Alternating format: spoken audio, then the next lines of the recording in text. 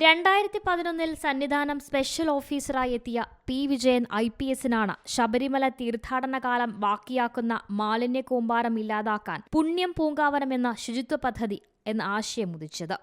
ഒരു തീർത്ഥാടന കേന്ദ്രത്തിലെ മാലിന്യ നിർമ്മാർജ്ജനത്തിന് വേറിട്ട വഴിയായി മാറുകയായിരുന്നു അങ്ങനെ പുണ്യം പൂങ്കാവനം.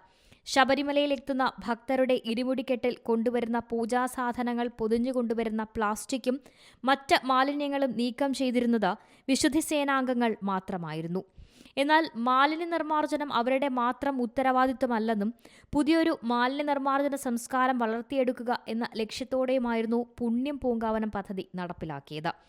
തന്ത്രി മുതൽ ഭക്തർ വരെ, ദേവസ്വം ബോർഡ് പ്രസിഡന്റ് മുതൽ സർക്കാർ ഉദ്യോഗസ്ഥർ വരെ ഏവരും ഒന്നായി ഒരു പദ്ധതിയുടെ ഭാഗമാകുന്ന കാഴ്ച.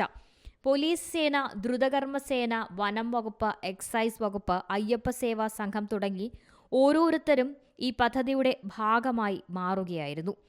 പ്രധാനമന്ത്രി നരേന്ദ്രമോദിയുടെ മൻ കി ബാത്തിൽ പോലും പുണ്യം പൂങ്കാവനം പദ്ധതി സംസാര വിഷയമായിരുന്നു.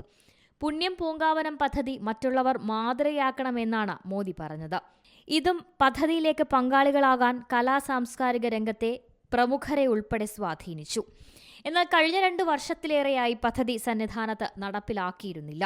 പോലീസ് തലപ്പത്തെ അസ്വാരസ്യങ്ങളാണ് ഇതിന് കാരണമെന്നാണ് സൂചന. അതോടെ തിരുവിതാംകൂർ ദേവസ്വം ബോർഡ് തന്നെ പവിത്രം ശബരിമല എന്ന പദ്ധതിയുമായി മുന്നോട്ട് വരികയായിരുന്നു. പിന്നാലെയാണ് പുണ്യം പൂങ്കാവനം പദ്ധതിയുടെ മറവിൽ പണപ്പിരിവ് നടത്തിയെന്നുള്ള IDGP അജിത് കുമാറിന്റെ റിപ്പോർട്ട് വരുന്നത്. ഇതോടെ ഹൈക്കോടതി ഇടപെട്ട പദ്ധതിക്ക് പൂട്ടിട്ടു.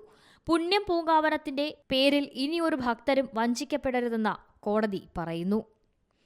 News desk C Malayalam news.